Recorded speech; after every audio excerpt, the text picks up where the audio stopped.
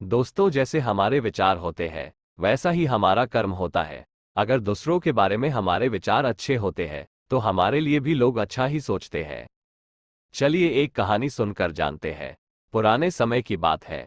एक दिन राजा अपने हाथी पर बैठकर अपने मंत्री के साथ राज्य का भ्रमण कर रहे थे। राजा घूमते घूमते एक दुकान के आगे आकर रुक जाते हैं। राजा रुकने के बाद अपने मंत्री से कहते हैं कि पता नहीं पर क्यों मुझे ऐसा विचार आ रहा है कि मैं इस दुकानदार को फांसी की सजा दे दूं। मंत्री सोचने लगा कि राजा ऐसा क्यों बोल रहे हैं, लेकिन मंत्री राजा से पूछे कि आपने ऐसा क्यों कहा। उससे पहले ही वे थोड़ा आगे बढ़ चुके थे। मंत्री ने उस दिन राजा से कुछ भी नहीं पूछा, लेकिन अगले दिन भी मंत्री के दिमाग में बार बार वो बात आ रही थी कि राजा ने उस दुकानदार के बारे में ऐसा क्यों कहा। मंत्री से अब रहा नहीं गया। मंत्री ने भेष बदल लिया और वो आम जनता के भेष में उस दुकान पर पहुंच गया। उस दुकान पर पहुंचने के बाद मंत्री ने देखा कि दुकानदार चंदन की लकड़ी बेचता है। मंत्री ने उस दुकानदार से पूछा कि तुम्हारा धंधा कैसा चल रहा है। दुकानदार ने कहा कि क्या बताऊं मैं आपको, आजकल तो बहुत बुरे हाल है। लोग आते हैं, चंदन को देखते हैं और चले जाते हैं, लेकिन कोई भी खरीदता नहीं है।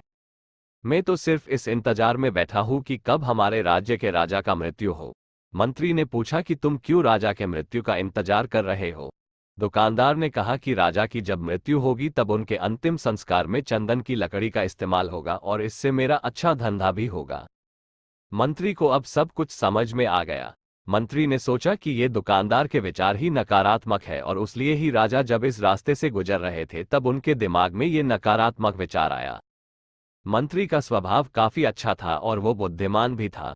उसने तुरंत दुकानदार से कहा कि मैं आपके दुकान से थोड़ी चंदन की लकड़ी खरीदना चाहता हूँ। दुकानदार मंत्री की बात सुनकर खुश हो गया कि चलो मुझे कोई ग्राहक तो मिल गया। दुकानदार ने मुस्कुराते हुए चंदन की लकड़ी को कागज में लपेट लिया और मंत्री को दे दिया।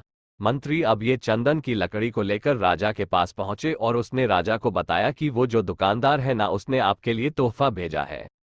राजा चंदन की लकड़ी देखकर बहुत खुश हो जाते हैं। वो सोचने लगते हैं कि मैं तो फालतू में ही उसे फांसी की सजा देने की सोच रहा था, उसने तो मेरे लिए तोहफा भेजा। राजा ने तुरंत मंत्री को बुलाकर उस दुकानदार के लिए सोने के सिक्के भिजवाए। मंत्री अगले दिन सोने के सिक्के लेकर उस दुकानदार के पास जाता है और दुकानदार से कहता है कि ये लीजिए आपका तोहफा, राजा ने आपके लिए भेजा है। वो दुकानदार तोहफा देखने के बाद बहुत खुश हो जाता है और मंत्री को बोलता है कि मैं फालतू में ही ऐसा सोच रहा था कि राजा को दुनिया से चले जाना चाहिए। हमारे राज्य के राजा तो बहुत अच्छे और दयालु है। मॉरल, अच्छा सोचने पर ही हमारे साथ अच्छा होता है। हम वही पा सकते हैं जो हम दूसरों को दे सकते हैं। जैसे हमारे विचार होते हैं वैसा ही हमारा कर्म होता है। अगर आपको हमारी स्टोरी अच्छी लगी हो तो अपने दोस्तों के साथ भी शेयर कीजिए और कमेंट में जरूर बताइए कि कैसी लगी हमारी स्टोरी और सब्सक्राइब करना ना भूलें।